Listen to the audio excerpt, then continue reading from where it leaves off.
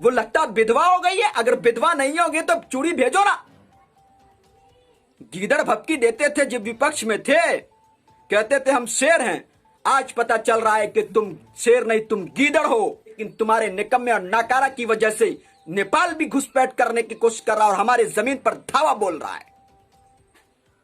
भूटान वो भी आंख दिखा रहा है और वो बांग्लादेश वो भी आंख दिखा रहा है। देश के प्रधानमंत्री से बड़ा निकम्मा, देश के प्रधानमंत्री के से बड़ा जुमलेबाज, देश के प्रधानमंत्री से फेकम फाक पीएम भारत ने कभी नहीं देखा, देश ने कभी नहीं देखा। अरे भड़वे दलाल, दोगले तवाइफ लोग। आप देख रहे हैं द लाइव न्यूज, सच सबसे आगे।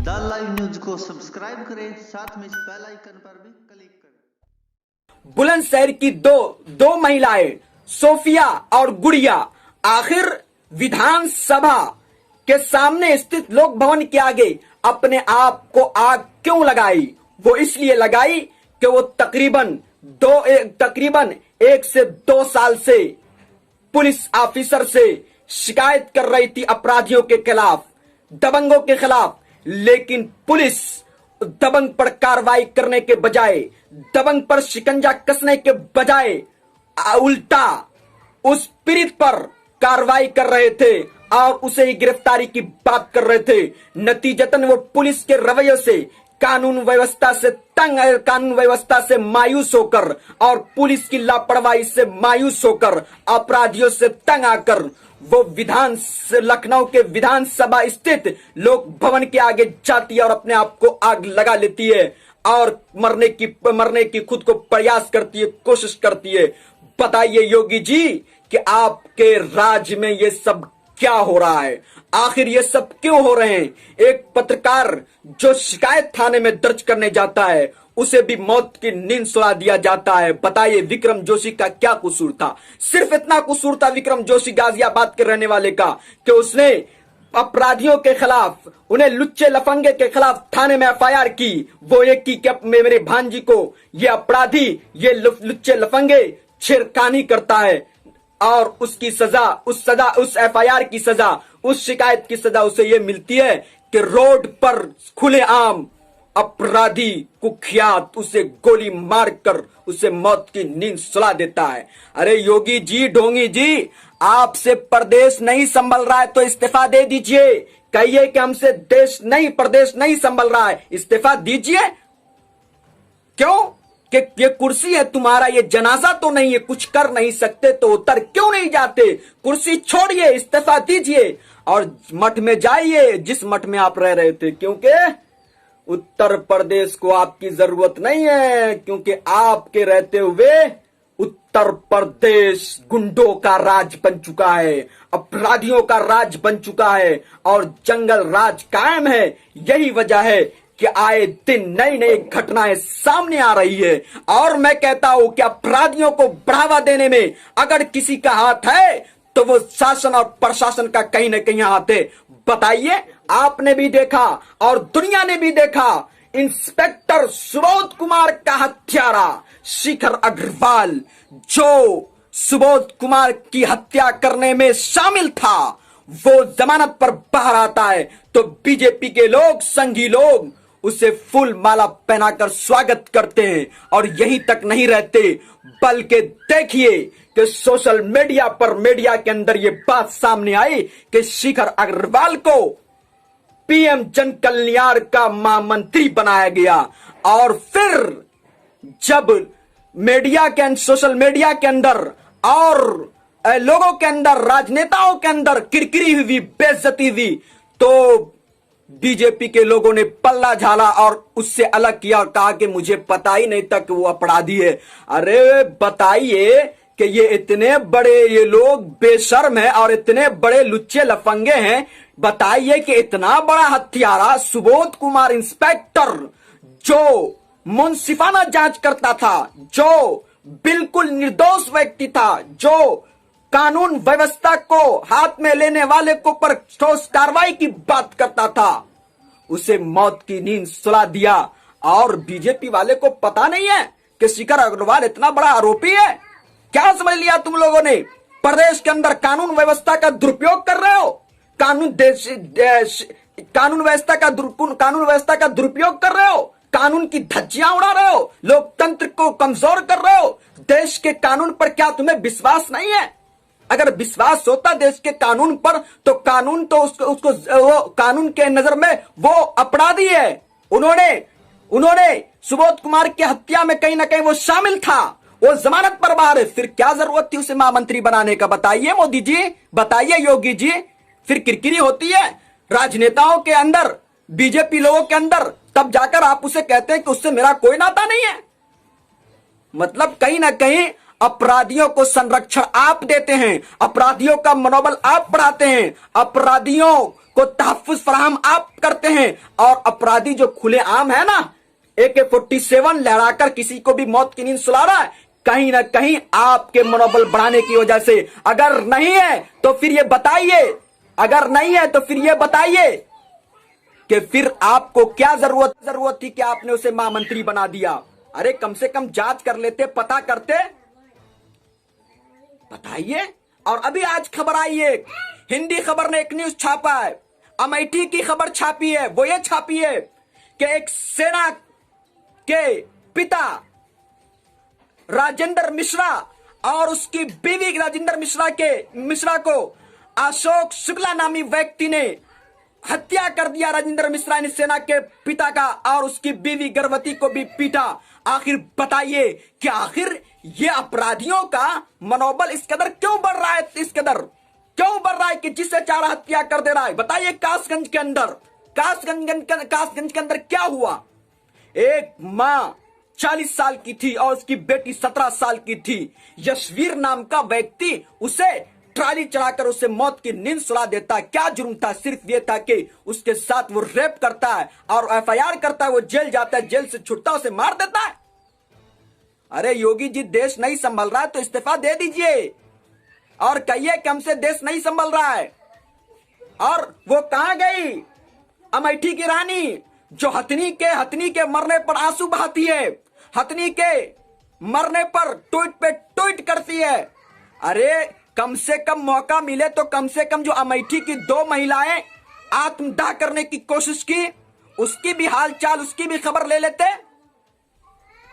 बताइए, हथनी मरता है तो हथनी के मरने पर खून के आंसू बहाती है, ट्वीट पे ट्वीट करती है। और एक उसी के क्षेत्र की महिलाएं आत्मदाह करने की प्रयास करती है, कोशिश करती है और अपने आप को आग लगा लेती है। कानून व्यवस्था और पुलिस प्रशासन की लापरवाही से तंग आकर, गुंडों और अपराधियों, लुच्चे लफंगे के अपराध से तंग आकर तो उस पर एक ट्वीट तक नहीं करती है, उसके पक्ष में एक बात, अपनी बात तक नहीं रखती है। उल्टा कांग्रेस और दीगर पार्टियों के लोगों को कोसती है और कहती है कि कांग्रेस के लोगों ने उसको बहकाया आत्मदाह करने के लिए। बेशर्मी की इंतहा होती है। जब पेट्रोल और डीजल का दाम महंगा होता और सिलेंडर का दाम महंगा होता था तो सिलेंडर को लेकर नाचती थी। जब सिलेंडर को लेकर नाचती थी, जब डीजल पेट्रोल का दाम महंगा होता था तो चुड़िया मनमोहन सिंह को भेजती थी, वो बेशरम स्मृति ईरानी। लेकिन आज बताइए, डीजल पेट्रोल का दाम तो आसमान छू रहा है, सिलेंडर का दाम इतना आसमान छू रहा है, लेकिन उसकी वो अभी तक सो रही है और वो लगता विधवा हो गई है। अगर विधवा नहीं होगी तो चूड़ी भेजो ना प्रधानमंत्री नरेंद्र मोदी को। सिलेंडर लेकर क्यों नहीं आप नाच रही हो? सिर्फ कोसना जानती हो विपक्ष को। अरे कम से कम सच का साथ देना सीखो स्मृति ईरानी, और नहीं देना जानती हो तो तुमको तो डूब मरना चाहिए शर्म से कि तुम सिर्फ अपना फायदा और अपने मफाद के लिए, अपने स्वार्थ के लिए तुमने वो उस वक्त जो नाचती थी अपने स्वार्थ के लिए, अपने फायदे के लिए। अगर तुम्हें जनता की फिक्र होती, आम आवाम की फिक्र होती, देश की फिक्र होती ना, तो तुम आज भी डीजल और पेट्रोल के दाम पर रोड पर उतरते और जो चूड़ी तुम मनमोहन सिंह को भेजती थी वो चूड़ी तुम नरेंद्र मोदी को भेजते। क्यों नहीं नरेंद्र मोदी पर सवाल उठा रहे हो? वो नरेंद्र मोदी जो 56 इंच सीना की बात करता है, और 56 इंच क्या 56 इंच क्या, हम तो कहते हैं कि ये सिर्फ और सिर्फ ये भी 56 इंच जुमला है, उसका 6 इंच सीना नहीं है। अगर होता 56 इंच का सीना तो वो नेपाल जिसकी कोई औकात नहीं है, वो दिन प्रतिदिन हमारे लोगों पर फायरिंग कर रहा है।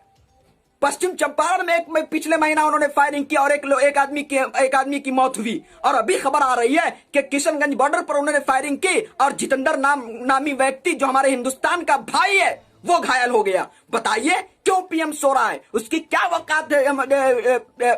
उसकी क्या औकात है?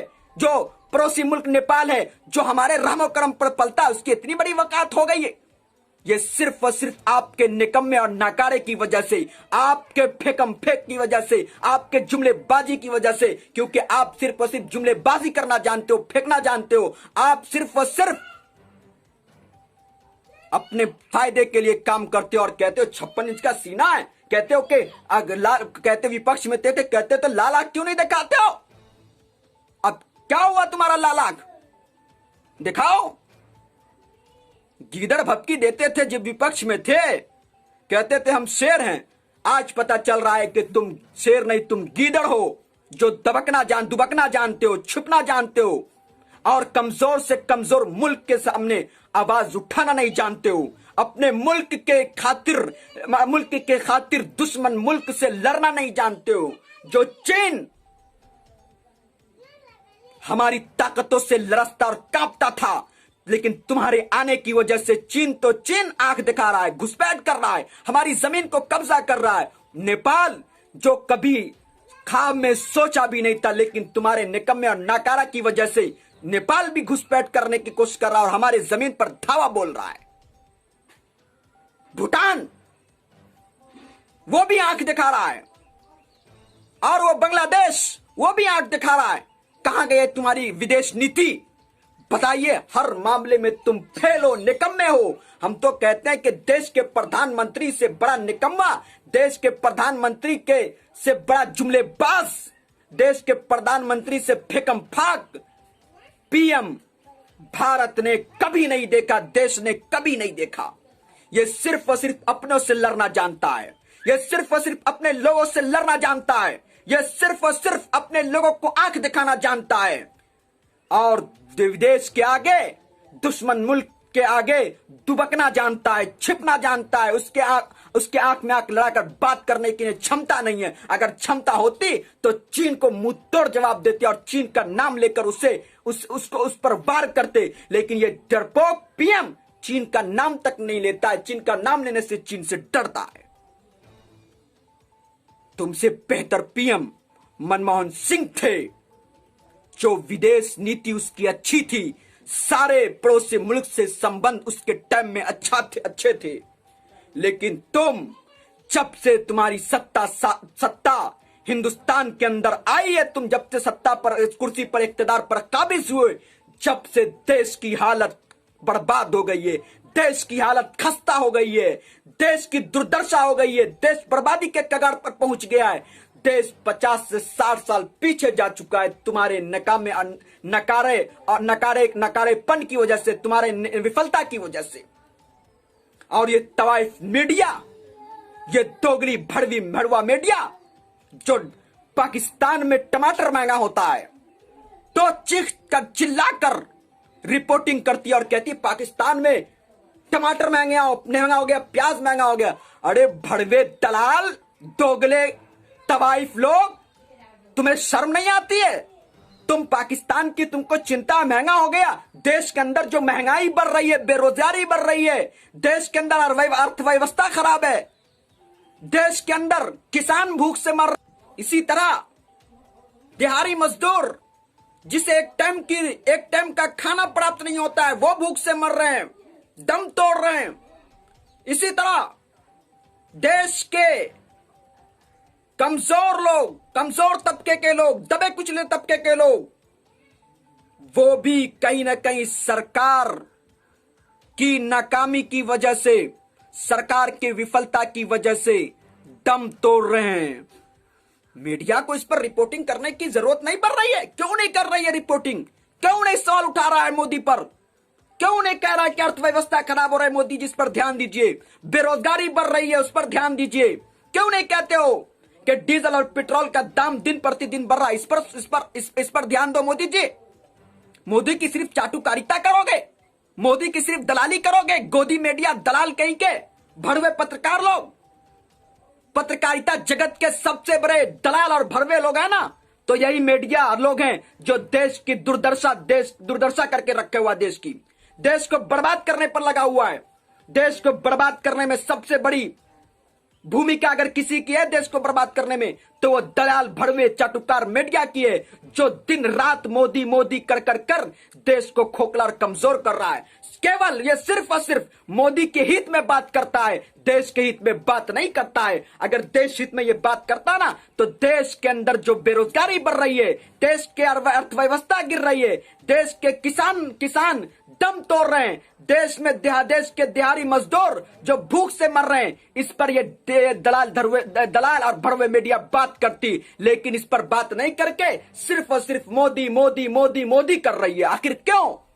क्योंकि ये लोग है ना मोदी के दलाल हैं, मोदी के चाटुकार हैं, मोदी के चेक पर, मोदी के बैलेंस पर, मोदी के पैसे पर पलते बढ़ते हैं और मोदी की दलाली करते हैं, मोदी की चाटुकारिता करते हैं और मोदी की सिर्फ बात करते हैं, देश की बात नहीं करते हैं। यही वजह है कि मैंने देश हित में इन दलाल भड़वे पत्रकार को मैंने देखना बंद कर दिया, इनकी रिपोर्टिंग, इनके पत्रकारिता को देखना सुनना बंद कर दिया, क्योंकि दलाल और भड़वे पत्रकार देश के लिए सबसे खतरनाक हैं।